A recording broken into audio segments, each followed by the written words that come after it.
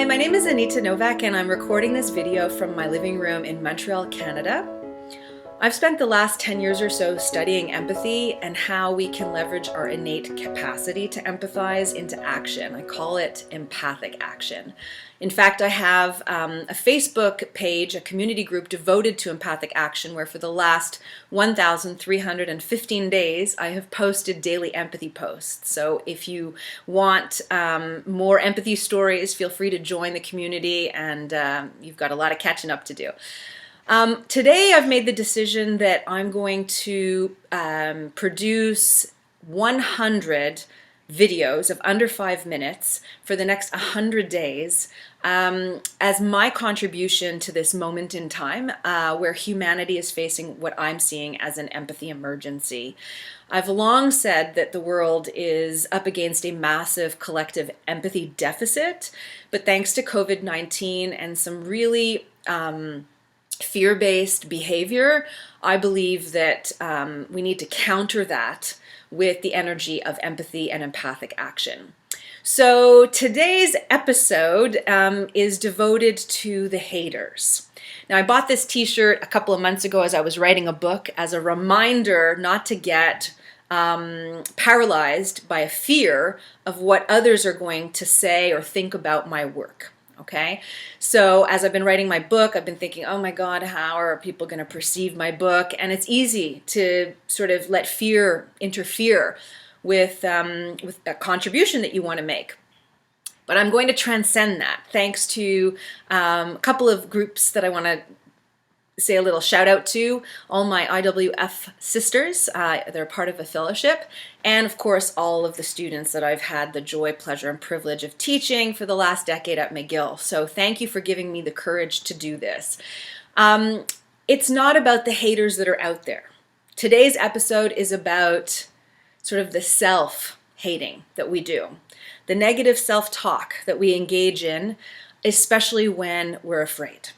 So I think we live in a world that sends us plenty of messages that we're not good enough, and the entire advertising industry and conspicuous consumption is all based on that.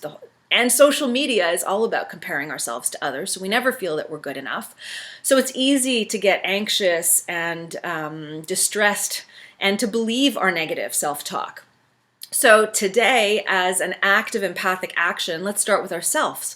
In the same way that we hold up an oxygen mask as a metaphor, we need to take care of ourselves and behave with self-compassion, self-care, self-empathy first before we can start to engage in empathic action out there in the world with those that we care about. So typically in my class, we do an experiment where we kind of gauge how we're feeling coming into the class. We do like an inventory of our physical state, our mental state. We close our eyes for 30 seconds. So how are we feeling? Do we have a headache? Is our neck in pain? Are we breathing fast and short? And then after that inventory is done, we go across the entire class and we share something we're grateful for. And by the end of that, so typically like 40, 50, 60 students in my class, we do another inventory to see how we're feeling. And it's amazing because it never fails that after that experiment, students are saying, wow, you know, I just feel better. I can breathe easier. I'm not feeling any pain. I just feel less stress, less anxiety. And that's because our brain cannot be in a state of fear and in a state of gratitude simultaneously. So today's takeaway is that we are right now in a heightened state of fear.